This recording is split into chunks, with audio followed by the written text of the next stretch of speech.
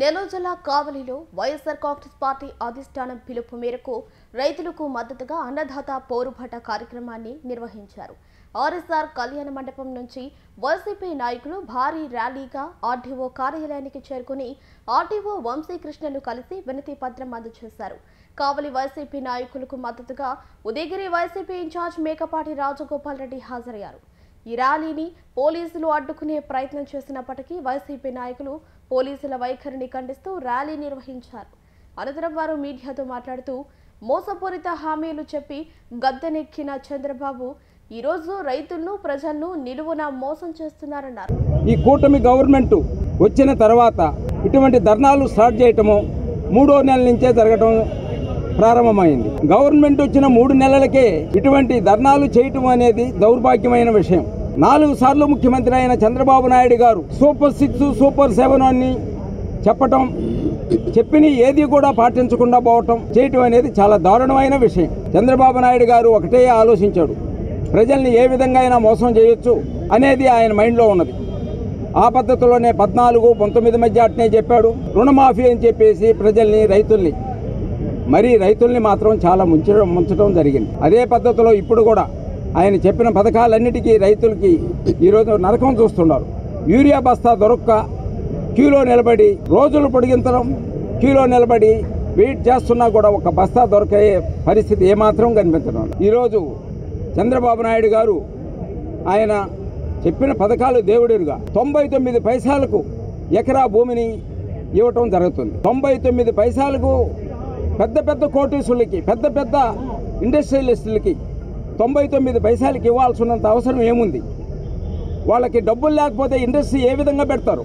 అటువంటి వాళ్ళకి ఎకరాలు 100 కోట్ల రూపాయలు చేసే భూమిని ఒక్కొక్కరికి దారాదత్తం చేస్తూ దివ్యాంగులకి పెన్షన్లు కట్ చేసి ఆయన ఇప్పటివరకు ఇచ్చిన సైట్లు అవి కానీ అమ్మితే 5 సంవత్సరాలు ఈ పథకాలకి అన్నిటికీ సరిపడమైన ఇస్తున్నాడు.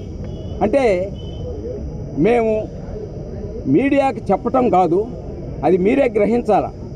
ఇంతంత 99 పైసలకి ఎకరా ఇచ్చి 100 కోట్ల రూపాయలు చేసే ఎకరాన్ని 99 పైసలకి ఇవ్వటం అంటే ఏంటి, మధ్యలో జరిగే మతలాభులు ఏమిటి అనేది ప్రతి ఒక్కరు గమనించాలి. అదే కాదు నేను ఆలోచించింది ఏంటంటే, ఇది ఈ 99 పైసలకి ఇచ్చి ప్రజల్ని మోసం చేస్తూ ఇది ఒక రెవల్యూషన్ ఖచ్చితంగా తీసుకురావాలనేది నా ఉద్దేశం. అదేవిధంగా గిట్టుబాటు ధరలు కానీ ఏది కూడా రైతులు మరీ అన్యాయం అయిపోతున్నారు. ఏ పంటకి నేను గడపకి తిరిగే టైంలో నేను రైతులను గమనించాను.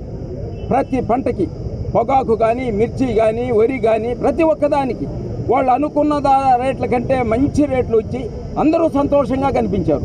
దేనికి గిట్టుబాటు ధర లేక చాలా ఇబ్బందులు పడుతున్నారు. ఈ గిట్టుబాటు ధరలు ఇవ్వకుండా పోయి ఏదన్నా మాట్లాడితే వాడిని లోపలేయడం అంటే ఎవడు లోపలికి పోతాడో ఏమిటో అర్థమే కావటంలే. దారిని పోతుంటాడో ఒకడు వచ్చి పోలీసు వాళ్ళు వచ్చేసి ఇమీడియట్గా వాడిని పట్టుకొని పోతారు. ఎందుకు పట్టుకుపోతారో వాడికి తెలియదు. అదే అటువంటి పరిస్థితి అనేది ఏర్పడింది అంటే ఆంధ్రప్రదేశ్లో చంద్రబాబు నాయుడు ఇటువంటి దౌర్భాగ్యమైన స్థితి ఏర్పరచడం అనేది చాలా దురదృష్టకరం. అక్రమ కేసులు ఎవరికి అసలు ఎందుకు పెడుతున్నారో అర్థం కాని పరిస్థితుల్లో ఉండదు. ఈరోజు ప్రతాప్ కుమార్ రెడ్డి ఆయన నాకు తెలిసి చాలా పెద్ద మనిషి. ఆయన మీద ఎందుకు పెట్టారో ఈ కేసులు పెట్టడం జరిగింది. అదేవిధంగా ఒకళ్ళని కాదు ప్రతి ఒక్కళ్ళని ఆ కేసులు 90 రోజులు అయిందంటే దాని మీద ఏమాత్రం కేసులు దాన్ని నిరూపించలేక ఏదో ఒక విధంగా బెయిల్ ఇచ్చేది, మళ్ళీ పంపిస్తుండేది. ఈ పద్ధతిలో ఉంది.